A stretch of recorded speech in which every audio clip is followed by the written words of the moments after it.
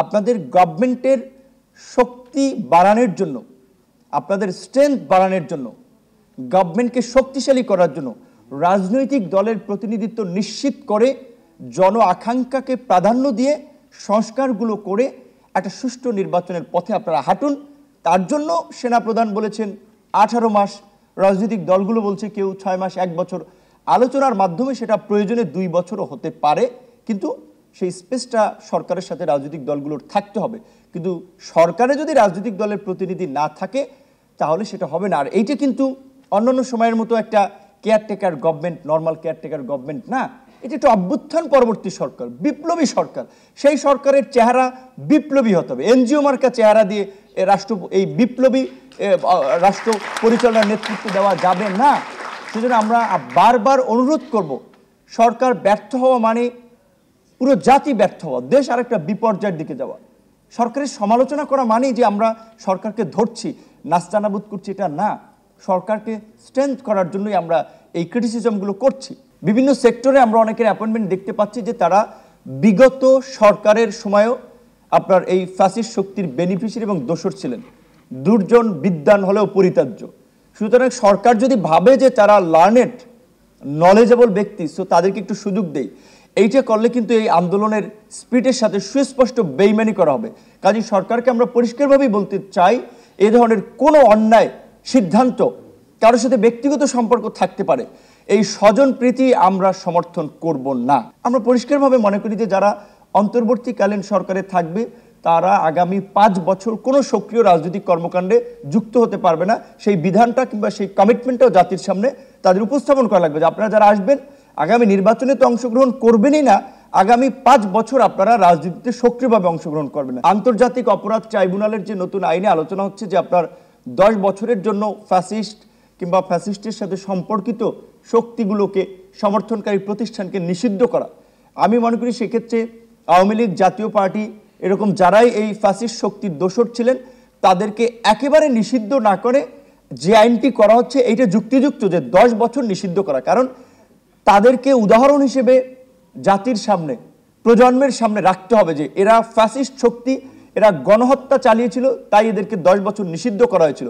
কাজেই জনগণ পরবর্তীতে সিদ্ধান্ত নেবে যে জনগণ তাদেরকে কতটুকু ক্ষমা করবে কি করবে না। সেই জায়গা থেকে আমি স্পষ্টভাবেই সেটা আওয়ামী লীগ, জাতীয় পার্টি কিংবা ছাত্রলীগ কিংবা আরও যারা এই ফ্যাসিস্টের সহযোগী ছিলেন তাদেরকে ওই আইন যদি এটা আপনার পাশ হয় সেই আলোকে আমি তাদেরকে নিষিদ্ধের দাবি জানাবো।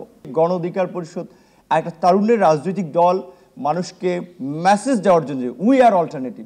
সেজন্য আমরা আগামী সংসদ নির্বাচনকে আমাদের নেতাকর্মীদের বেশিরভাগেরই চাওয়া যে তরুণদের প্রতিনিধিত্বশীল একটা দল হিসেবে এককভাবে প্রতিদ্বন্দ্বিতা করার।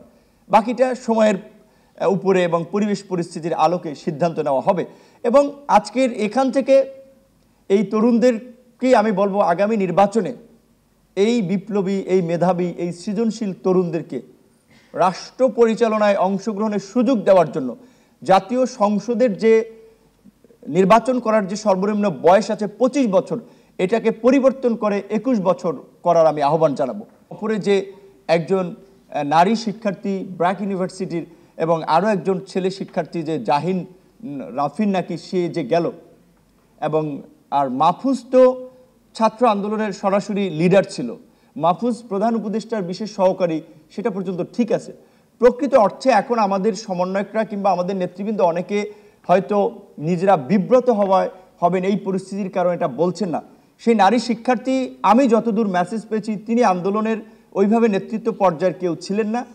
তিনি কিভাবে গেছেন আমরা আশ্চর্যান্বিত, কারণ ছাত্র প্রতিনিধি হিসেবে মাহফুজ একজনই যাওয়ার, বা সে সরকারের উপদেষ্টা, যেহেতু আপনার সফর সঙ্গীর টিমটা ছোট ছিল সে গিয়েছে, দ্যাটস অ্যানাফ। কিন্তু নারী শিক্ষার্থী ব্র্যাকেট সে শিখে সে কীভাবে গিয়েছে।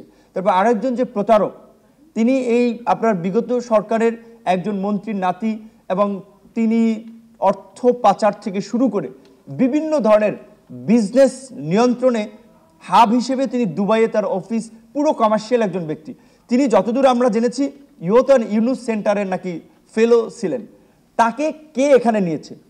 তাহলে কি আমরা ধরে নেব এই যে এই প্রতারকরা বিশ্ব মঞ্চে ছাত্র আন্দোলনের প্রমিথিউস হিসেবে তারা পরিচিতি পেয়ে আবার আওয়ামী লীগের পক্ষেই ইন্টারন্যাশনাল লবিং করার জন্য তাদেরকে স্পেস দেওয়া হচ্ছে। অন্যায়ের বিরুদ্ধে যে প্রতিবাদ করা কিংবা জনগণের অধিকার আদায়ের জন্য যে লড়াইটা করা, সেটা আমি এই রাজনীতির মধ্যে দিয়ে শিখেছি। সুতরাং এইরকমের একটা প্রসেস যদি না থাকে, তাহলে তো আমার মতো কিংবা আমার চেয়ে আরও বড় নেতা তৈরি হওয়ার পথটা বন্ধ হয়ে যাচ্ছে।